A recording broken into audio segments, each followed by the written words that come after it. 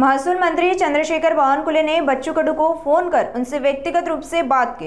इस phone call के दौरान दोनों के beach चर्चा हुई और सरकार की ओर से कडू को आगामी बैठक में शामिल होने के लिए निमंत्रण दिया गया।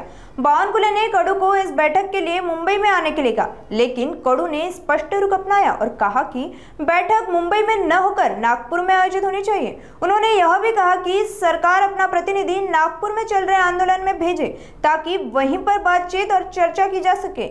आइए सुनते हैं आगे और क्या कहा बच्चू कडू ने।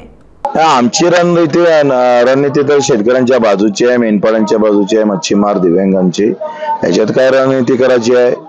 सरकारनं जर ठरवलंच आहे रक्त बांबड करायचं शेतकऱ्याला, म्हणजे फासावर लटकून त्यांचं समाधान झालं नाही तर आता रस्त्यावर त्यांचं रक्त सांडवायची त्यांचा विचार असेल तर आम्ही स्वीकारतोय त्यांचं आव्हान।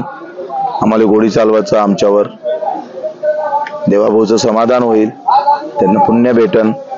शेतकऱ्याच्या छातळ्यावर गोळ्या काढल्या। सरकारकडून कोणते प्रस्ताव आला का बातचीतीसाठी आणि समाधानासाठी?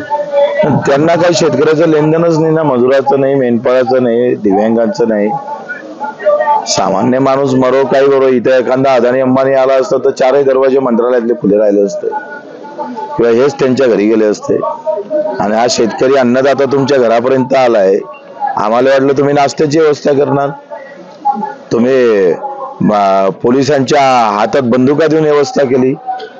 मतदानाला आमच्या घरी येतात, आम्ही तुमच्या घरी मागणी करायला जीवार येतं तुमच्या, वाईट वाटतं तुम्हाला? ही संस्कृती आहे भाजपची। प्रभू रामचंद्राचं नाव घ्यायचं आणि रावणाचं सारखं वर्तन करायचं कोण सहन करणार आहे? राम नावाचा शेतकरी मरताय, लक्षात ठेवा। राम प्रसन्न होणार नाही।